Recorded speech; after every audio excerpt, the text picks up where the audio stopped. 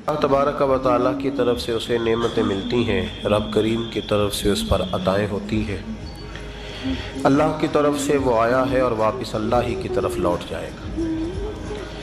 ابتدا بھی مالک کریم کی ذات ہے اور انتہا بھی اسی رب کریم کی ذات ہے۔ انسان دنیا میں جتنے بھی پیچ و تاب کرتا ہے، جتنی بھی دنیا داری کرتا ہے اور جتنے بھی معاملات میں وہ وقت گزارتا ہے، وہ سارے عارضی ہیں، وقتی ہیں، اور بہت ساری چیزیں تو صرف اور صرف دھوکہ ہیں اور دھوکے کے سوا کچھ بھی نہیں۔ اگر اس کا یہ ذہن بن جائے کہ میں نے اپنے تعلقات کو، اپنے معاملات کو اپنے رب کے ساتھ صحیح رکھنا ہے، تو جب اللہ کے ساتھ اس کے معاملات ٹھیک ہوتے ہیں تو بندوں کے ساتھ خود بخود ہی ٹھیک ہو جاتے ہیں۔ اگر خشیت الہی پیدا ہوتی ہے، خوف خدا اسے نصیب ہو جاتا ہے،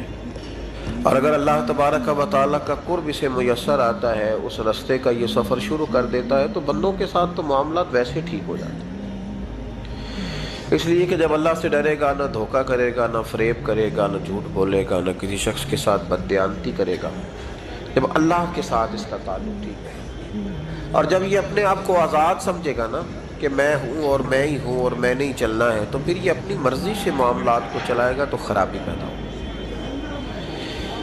اللہ تبارک و تعالیٰ کے ساتھ انسان کا جو رشتہ ہے، اس میں انسان کی کچھ کمزوریاں آڑے آتی ہیں، گناہ ہو جاتے ہیں،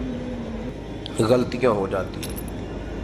ان غلطیوں کے بعد اپنے رب کریم کے ساتھ اپنے تعلق کو مضبوط کرنے کے لیے اللہ رسول نے جو ہمیں وظیفہ دیا اس کو استغفار کہتے ہیں۔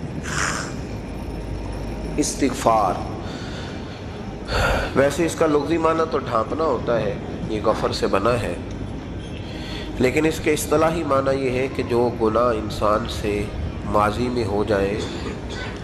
ان سے معافی چاہنے کا نام استغفار ہے۔ کچھ لوگ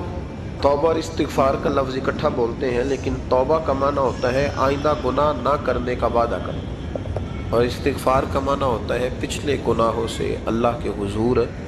معافی مانگنا۔ اگرچہ مفہوم کے لحاظ سے یہ ہم معنی ہی بنتے ہیں، لیکن ان کا جو اصطلاحی مفہوم ہے وہ یہ ہے کہ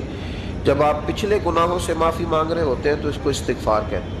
اللہ تعالیٰ نے اس استغفار کو بڑا پسند فرمایا، بڑا پسند فرمایا، اور یہ استغفار کے جملے مالی کو اتنے پسند آئے کہ اللہ نے نبی پاک علیہ السلام کو بھی حکم دیا، کہا محبوب آپ بھی میری بارگاہ میں استغفار کریں۔ اگرچہ حضور کا استغفار اس معنی میں نہیں ہے، بلکہ نبی پاک کا استغفار تو بلندی درجات کا معاملہ ہے، چونکہ استغفار